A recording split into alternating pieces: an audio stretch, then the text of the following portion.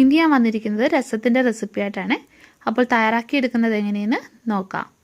രസം തയ്യാറാക്കാനായിട്ട് ഞാനിവിടെ കുറച്ച് ഇൻഗ്രീഡിയൻസ് എടുത്തിട്ടുണ്ട്.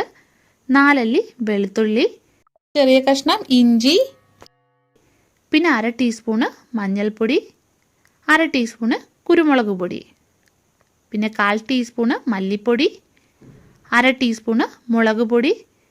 ഇത് എരിവുള്ള മുളക് പൊടിയാണ്. ഇനി ഇതെല്ലാം കൂടി ഒന്ന് ചതച്ചെടുത്തിട്ട് വരാം. രസം തയ്യാറാക്കാനുള്ള ചട്ടി വെച്ചിട്ട് ചൂടായിട്ടുണ്ട്. എണ്ണ ഒഴിച്ചു കൊടുക്കാം. ഇനി ഇതിലേക്ക് കുറച്ച് കടുകിട്ട് നമുക്ക് പൊട്ടിച്ചെടുക്കാം. കടുക് ഒന്ന് പൊട്ടി വരുമ്പോൾ 2 ചുവന്നുള്ളി അരിഞ്ഞതും കുറച്ച് കറിവേപ്പിലയും കൂടെ ചേർക്കാം. ഉള്ളി ഒന്ന് ലൈറ്റ് ബ്രൗൺ നിറം ആകുമ്പോൾ ചതച്ച് വെച്ചിരിക്കുന്ന ഈ മസാലയും കൂടി ചേർക്കാം. ഇനി ഇതിലേക്ക് 1/4 ടീസ്പൂണ് കായപ്പൊടി ചേർക്കാം. മസാല മൂത്ത് വരുമ്പോൾ ആവശ്യത്തിന് പുളിവെള്ളം ചേർക്കാം. ഇത് ഒരു ചെറിയ നെല്ലിക്ക വലുപ്പത്തിലുള്ള പുളി പിഴിഞ്ഞ വെള്ളമാണ്.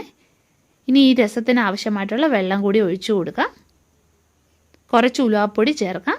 ഇത് വറുത്ത് പൊടിച്ച ഉലുവാപ്പൊടിയാണ്. വറുത്ത് പൊടിക്കാത്തതാണെങ്കിൽ നിങ്ങൾ ആദ്യം തന്നെ ചേർത്ത് കൊടുക്കുക. ആവശ്യത്തിന് ഉപ്പ്.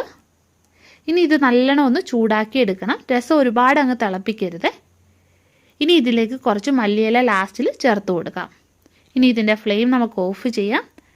രസം ഒരുപാട് തിളപ്പിക്കരുത്. തിളപ്പിച്ച് കഴിഞ്ഞാൽ അതിൻ്റെ ടേസ്റ്റ് വേറെ ആയി മാറും. അപ്പോൾ രസം തയ്യാറാക്കി എടുത്തിട്ടുണ്ട്. നിങ്ങൾ ഇതുപോലെ തന്നെ ചെയ്ത് നോക്കുക. പിന്നെ വീഡിയോ ഇഷ്ടപ്പെടുകയാണെങ്കിൽ ഒന്ന് ലൈക്ക് ചെയ്യുക, ഷെയർ ചെയ്യുക. അപ്പോൾ നമുക്ക് വീണ്ടും മറ്റൊരു നല്ല റെസിപ്പിയുമായിട്ട് കാണാം.